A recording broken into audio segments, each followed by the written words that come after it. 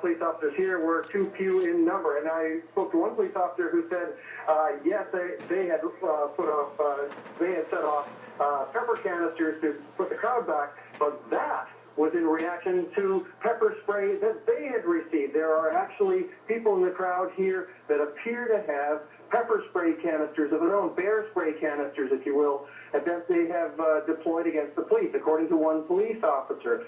So it is still a very fluid situation, and obviously a situation the police are only just now trying to figure out how they could best keep it going and best keep things safe, because they were definitely outnumbered earlier, and they had to back right off and basically let the mayhem in about a 2 or 3 block area run its course before they would dare move in.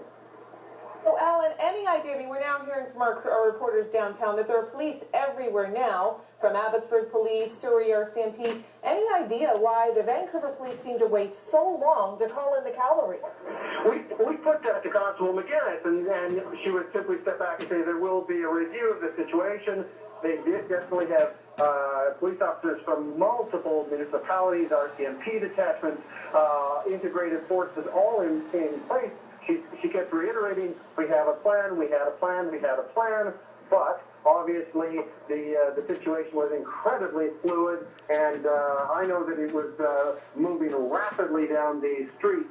We would be at one store, one corner, where there would be a fire or a break-in, and instantly the crowd would literally run down the block to yet another incident. So it was obviously impossible for police to run after them and keep up in those situations, but the police are a very, very thin blue line tonight, Alex.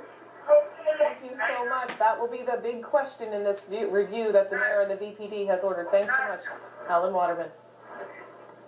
And we do have some more pictures to show you. We're going to show you a live shot to give you a sense of the contrast of what we saw earlier. This is Granville Street right now. Imagine there were nearly 100,000 people there earlier. Fire crews are moving, emergency vehicles are moving, the mess is finally getting cleaned up, and the crowd seems to be moving, at least at this intersection, though we learned tonight it might look great in one area and you turn a corner and there's still a mob scene with the mob mentality.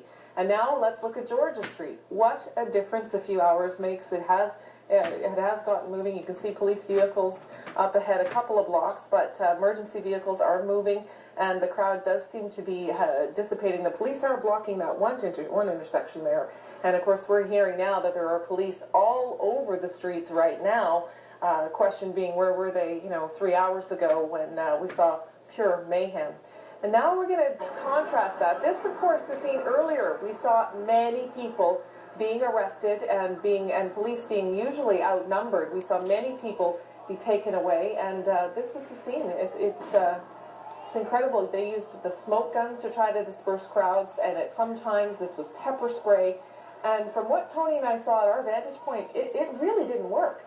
They would fire, and the crowd would move a few feet, a few meters, and they just move along the street. It was a painstakingly slow process to watch them attempt to disperse the crowd with a combination of these riot squad police mixed with the friendly officers in the yellow vests who have been high-flying the hockey fans for the last 6 weeks throughout this playoff series. So this is quite the contrast to how the night unfolded earlier on the ground as we watched with a pretty good vantage point, given that most of it unfolded outside of our studio as the conflict seemed to get worse. And I know you want to keep saying a small group of troublemakers, but we saw more than a few people cause a lot of this trouble.